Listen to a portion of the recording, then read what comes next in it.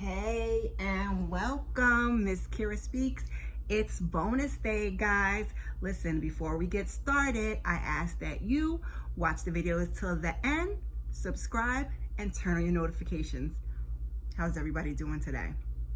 It's my day off and I'm exhausted, and you may hear my kids screaming in the background because that's how they do, okay? But today we are here for Insecure Season 5. It's episode 1, Reunited, okay?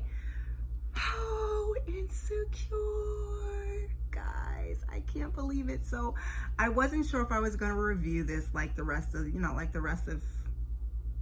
YouTubers, or if I would just enjoy it to myself. But it's the final season, guys. Ugh. So I decided to jump in with both feet, not feet, y'all, both feet. With former YouTuber and fellow awkward black girl Issa as my inspiration. Here we are. So the episode starts, we jump forward in time. I hope I got all my notes, and I hope all my notes are right, and y'all gonna get all this rambling because this is me, this is who I am. Rewind. So the episode opens, we're jumping forward in time. We have Tiffany, Derek, and Kelli. They're in the car and they're taking a little road trip. Our girl Kelli is in the back seat, and she's loudly looking through her timeline because you know how Kelli likes to do. So Tiffany asks if she's seen Molly's page. And Kelly's like, yeah, she says she's fine, but why is she posting selfies with just the corner of her face? So we find out that it's been 2 months, and Tiffany's like, she's really been going through it. And Derek's like, yeah, but I like her inspirational quotes. Stars can't shine without darkness. Indeed, they cannot, Molly. So Kelli says she gets it after her breakup with, I can't remember that, Quantrell, was it? She was posting so many thirst traps that her DMs still have not recovered. She said that thing is filthy, y'all, filthy as hell. So Tiff says she don't want to deal with any of the mess. She don't want to deal with any of the drama. Like, she just wants to have a good time. So let's put all this behind us. Miss Issa, she's fresh off a plane. She's looking for her car service. Well, I don't know if she was doing too much looking because she hops into the wrong car. So as we see her get out, she asks the guy, like, do you know him? He's like, mm-mm. And she's like, oh, y'all don't mingle in the morning? She's so funny. So we find out that the ladies are gathered together for the Stanford reunion. They meet up at registration. And as we know, Issa is an actual Stanford alum. So they greet each other with hugs.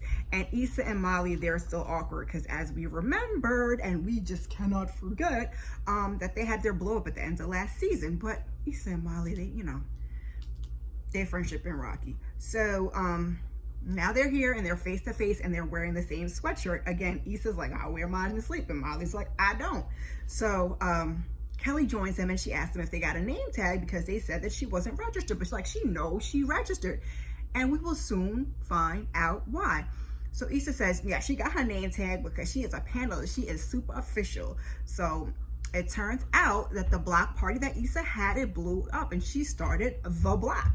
Kelli's like, what does it stand for again? Issa's like, Black Life Opportunities and Cultural, I had went back and forth with the last C, let's see, and landed on, she has to look it up, connection. Black Life Opportunities Cultural Connection. Oh, cultural connection is so funny. She's like, I'm gonna get it. I'm gonna learn it. We know, East, we know. So as they stroll through, they're chitting and chatting, and Derek's looking through the alumni book, and child, they done killed off Kelli. That's why she wasn't registered. So Issa's like, oh, that's why they asked me to say a few words. So Kelli reads, and it says, Kelli will always be Kelli, laughs. And she's like, did you have to laugh? She's like, I did laugh, girl, but you always gonna be you. So they laugh, and Kelli's like, maybe it's a good time to get off the grid. She has some other identities that she wanted to try out. And they're like, oh, what are you gonna try first? She's like, French. And then she makes some accent, and Derek's like, is that an identity or a language? She's like, shut up. So Tiff points out, they're walking along the campus, and Tiff points out that she can always tell when Issa doesn't remember somebody by the tone of her hey. Child, we all have our things. So somebody walks up and she's like, hey, see, girl, you did it. So they're chatting with somebody, so Molly uses that opportunity to ask Kelli how long it took her and Tiff to get back after their issues. So Kelly's like, you know, listen, we were fake back before they were back. And she jokes that she says she laughed at jokes that weren't funny, and she's like, you know, don't force it, it'll happen when it happens. Child, she's rambling a little bit. Because she's like, what does she need? Does she need this? Does she need that? Does she have both her big toes? Kelli was being Kelli. So then she's like, the point is, just give it time. Ugh. I remember me and my bestie, we disconnected for a little while. And then when we got back, it did take time to get into our groove. Listen, embrace your real ones, y'all. Embrace your real ones. So after talking to BB, is the girl that Issa was, that Issa couldn't remember, who was apparently thirsty for Derek, they take a trip down memory lane. And Derek's like, you know, you never had to worry about anyone else. After our first date, I carved our names into a tree. Tiff's like, no, you didn't. But he insists that he did, and he's determined to find it. So now we hear, blow the whistle. And we see a sister, and she's playing the melody on the flute. Come on, Black Girl Magic. Reminds me a little bit of Lizzo. So then they walk in, and Kelli points out some girl, Cheyenne, and she getting her dance on, and Tiff's like, she was too crazy for her, and she's in her controversial, aka college child. I am not Greek, so I will not bother to give my opinion. Just know that them folks was tight. Now, shaking my head and update to my notes, y'all. I am hearing word on the curb is they did not, they weren't authorized to wear those colors or display those letters. So I'm going to leave it at that. We're going to see what's going to happen going forward, but I'm sure the rest of the season won't be at Stanford, so it won't be a problem. So then they're asking, well, the girls had a rap group. They're like, what was the name of your rap group? Trap Habit. They say in unison. And then Tiff's like, but y'all ain't never seen a trap. And Issa's like, I had a cousin. So Tiff's like, yo, didn't y'all have a falling out? But Issa and Molly, they don't remember any of that. And Issa's like, nah, she left early to go dance on tour with Ciara. She's like, oh, we're gonna go say hi. And Tiff's like, all right, okay. So they go on over, minus Tiff. She goes her own way. And they're rapping and dancing and doing all And they ask how she's been. She's like, you know, I'm still in the Bay. I just did a video for Sweetie. But yet, she snuck into the reunion because Kelli was asking her about her badge. Girl, I thought you was dead too. Now you know I'm not paying for this. So now let's back that up. She's still in the Bay. She just did a video with Sweetie, and she snuck into the reunion. So now keep that in the back of your head. So she asked Kelli if she's like, but do you still got it? And Kelli throws her legs up. Oh, not legs. She throws her leg up. Cheyenne throws her leg up. Oh, your girl needs to stretch, okay? Because ladies, wow. Issa's same as me. She's like, oh, y'all love y'all. I can't kick me. I'm going to go get a drink. So Molly and Derek, you know, they're reminiscing with two other guys, and they're talking about parties and frats and people, you know, stanking or whatever. I'm sure they probably wasn't supposed to be talking about the Omegas and throwing up that, and I hope I don't get in trouble for that either. So Derek brings up, oh, by the way, Omari is divorced, and him and the other guy, you know, they step away and leave the two of them to talk. Apparently, Molly and Mr. Omari were friends with benefits. So they chop it up, but we know Molly, so we're going to see how this goes. Kelli is standing there, and she's looking at a screen, and the screen is, you know, it's people that are no longer with us. When we get to the picture of Kelli, she's like, what the F? It says, she could always make me laugh. She had the best stanky leg, and she always carried a purse. And she's like, who remember that? So,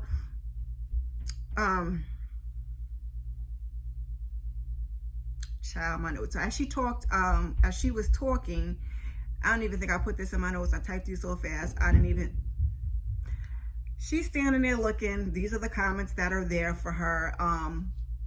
Tiff pops up, and because she's like, who would remember that? So then the DJ starts playing Stanky Leg, dedicated to stumbling all over my words, because y'all know I talk too fast. So, and I will never edit it, so y'all will get to it. Y'all will love Miss Kara speaks, okay? And her fast talking. Even in my personal life, I talk too fast. So the DJ plays a Stanky Leg, and she's like, this is dedicated to Kelli Prenny. Kelli's annoyed. She's like, I'm so much more than this. But reluctantly, she joins them because they're like, hey, come on, Cheyenne. Is that? She's like, make me sick. she get her stanky leg on just the same. So Issa, she walks into the bathroom and she sees her younger college self in the mirror, because you know Issa's famous for those mirror scenes. That interaction is totally hilarious. So her younger self is hyped up. Oh, we got our braces on. So let me see those teeth. You can't see my mind's messed up. Let me see those teeth. It was funny. So she asked what she's doing there. She's like, oh, it's our 10-year reunion. And Stanford asked me to speak on the panel. Throwback Issa's like, oh, I knew he's going to be a big deal. Then she asked about having a man. She's like, it's complicated, like the Facebook status, younger Issa says. And then she's like, did you and Molly ever start that law firm together? Now, I had no idea that was ever in the cards. But present time, Issa's like, no, you know, I never really wanted to be a lawyer. You knew that. So she's like, well, as long as you and Molly's still cool, you know. Not in those exact words, I forgot what she said, but Issa's like, you know, we're in a good place or whatever. She's not sounding so confident. So she's like, she started her own company, and child, she still can't remember the last C. So before she leaves, you know, she's like, hey, photos on the app, invent that shit, call it Instagram. And as she walks out, throwback Issa's like, what's an app? Oh, the good old days, guys. So we are at the panel, Finding Your Path. One guy speaks and he quotes like a Biggie Juicy lyric. I can't even remember which it was. I forgot and I didn't write it down. But you know, he says it's one of the lyrics to Juicy and everybody repeats after him. Oh, it's going from negative to positive, something like that. Anyway, so Issa gets a question about the journey to launching the BLOCC, and she says, well, I blew it with the logo because it's supposed to be the block. The logo is definitely important because it kind of did look like the BLOCC, the way it was like, because the CCs were little, whatever. So, you know, she gives a good answer, but nobody really claps. And she starts singing Tupac, to live and die in LA. Nope, nobody's joining in. So she's like, y'all ain't got no love for pop, let it be known. And she says it under her breath. So then Tiff and her girls, they the only ones clapping. So the next question is like, the next question, last question, final question is when they knew they were on the right path. So Issa's thinking about it, so she lets everybody else go ahead of her. So finally we get to Issa, and she answers honestly, and she's like, she doesn't know that she's on the right path. There's no way to be sure you made the right choice. And she continues, and you know, the panels, they're kind of shaking their head in agreement. I mean, listen, hey, but the smarty pants interviewer gonna be like, I'm glad I have a 9 to 5. So afterward, you know, Issa her mood, she a little down. So they give her a cheer. Woo, yay, girl. So Kelly's like, she's going to check on a tribute from the band. She's naming all the instruments because, you know, she's like, she just knows they're going to have a tribute to her because she, you know, whatever. So Tiff's like, she's going to AKA meeting. Again, we have the colors. We've had the colors and the letters. We're bringing it up. Lucky it'll probably stop at this show. So Molly decides, like, you know, she's going to hang back with Issa. She says she needs a drink. So they grab a couple bottles and they walk and talk. And Molly tells Issa that Amari's been texting her. And Molly is in her head because that's just Molly. She's like, you know, he just got divorced. What does he even want? Why did he get divorced? Was it his fault? Was it her fault? So Issa, she don't want to put her 2 cents in. She doesn't say anything. So Molly's like, you know, I need to stop overanalyzing.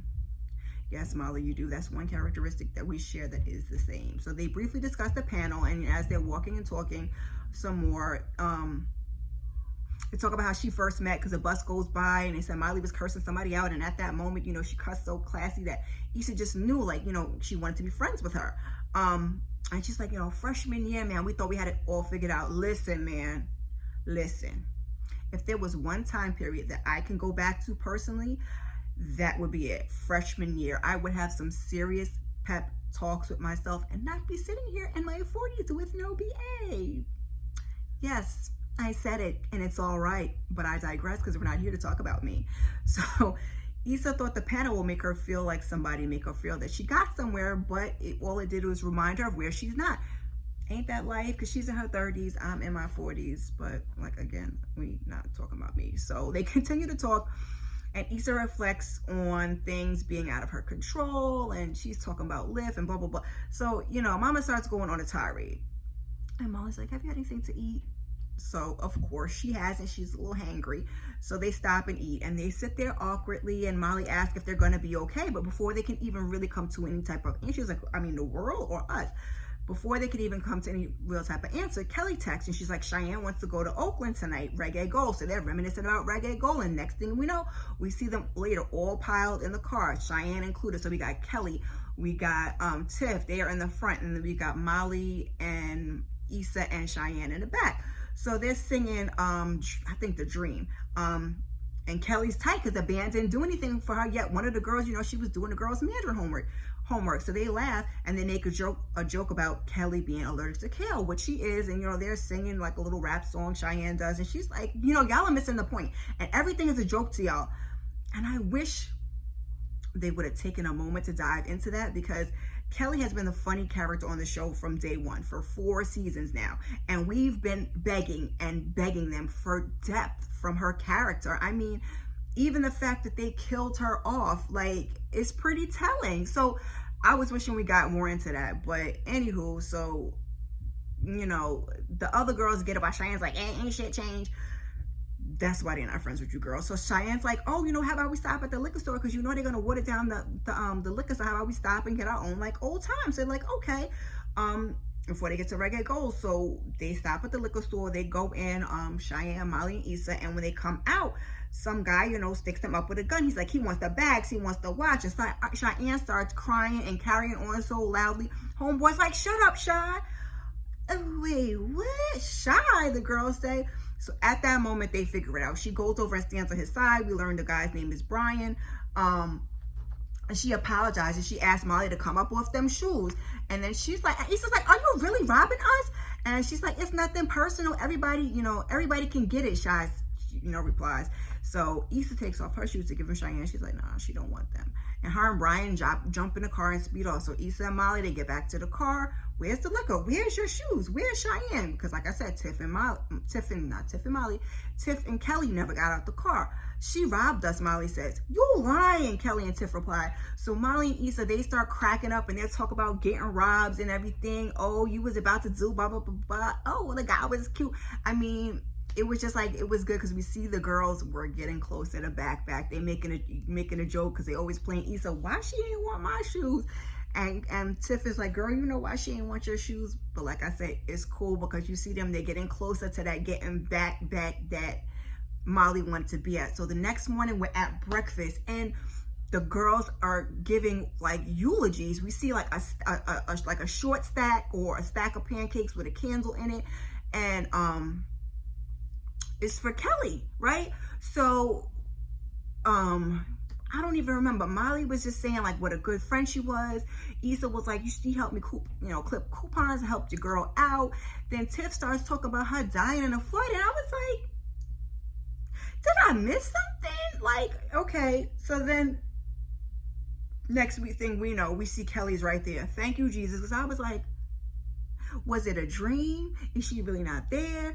Do we flash forward in time? But Kelli's sitting there. She's teary-eyed. She loves it because, she never got whatever. So they all tell her they love her and they toast to Kelli. And Derek is like, y'all are doing a lot. So he's like, something about carving a name out in the tree. And this fool then said he found the tree. But Tiff tells us he ain't found no tree. That she caught him carving their names in a new one, but she's gonna let him have it because he's been through a lot. So as they leave, Molly and Issa, they talk about Omari because as they were in the restaurant, the guy that Molly's with earlier walked up with, I guess, his wife and was like, oh, Omari's looking for you. So she's like, yeah, okay, whatever. So she's asking her, and Issa's like, you were never tripping over Omari. Why should you now? And she's like, you just went with the flow. And that's one of the things that she loved about her. You just knew you were going to be great. You weren't pressed. So they're talking about, not being fearful and all these great things about moving forward. And they talk and they both agree they want to move forward. It's me. Come on, because that is one thing I'm rooting. Molly, I want Molly to get her ish together. I want Issa to get her together, and I want them to be good friends for each other. This is a review, and this review is almost as long as the damn show. So, dang, go on it. I'm gonna wrap it up, y'all. I hope y'all watch, and I hope y'all watch till the end. So Kelli asked the Kelli clan on Prenny's Preguntas. If you knew, it's like a podcast, if you knew the end was coming, how would you make the most of your time left? What legacy would you want to leave behind? How would you want to be remembered? Is there anything you would change? And as she's asking the questions, we see Molly, and Molly's looking at herself in the mirror and she's self-reflecting. And Derek, he looks in and he sees Tiff and she's looking at the baby and she smiled. And it's like, okay, it looks like she's worked through that postpartum. Love to see that. And I'm really glad I didn't do, I'm rambling. I'm almost 20 minutes. It's going to be over 20 minutes. The episode is only 30, but your girl is going to talk. So I'm new to YouTube. I've only been here for a month and a half. So clearly I did not do season 4 of Insecure. And one of the things, I think it was season 4, but one of the things they touched on that I really appreciated was the whole postpartum thing with Tiff. So Lawrence picks Issa up from the airport. They kiss and they hug, but Issa, she's got a look on her face. So they, the drive in the car back was awkward. Issa's the awkward black, the OG awkward black girl. I'm an awkward black girl too, even though I'm probably older than Issa, but whatever. So they're talking about the moon and grabbing a bite to eat. But when we get to, at first I assumed it was Lawrence's place, but maybe it was Issa's and he was going to go in. He looks at her and he knows. He's like, shall we? And she's like, listen, I had some time to think, but she doesn't finish. And then they stand there and they're looking at each other. And he's like, yeah, I know. So then there's more silence. And then she takes her bag and walks away. And that is where the episode ends. And Issa, girl, I think you made the right decision because the position y'all were in was indeed a doozy, to put it lightly. I have been going up. Like, I wanted Issa and Lawrence to get back together, and I would have loved them to get back together. But when the girl Condola got pregnant, I was just like, that's not the ultimate situation. Like, that's a very hard thing to move past. And I just was like, Issa is not gonna, So I'm sad to see it come to an end, but I'm excited to see where the last season is headed. I hope you'll come with me for the journey and join me next week for episode 2. While you're here, please check out some of my other content. Thank you. And before you go, like, subscribe, share, drop me a comment in the comment section, and I appreciate you. Peace.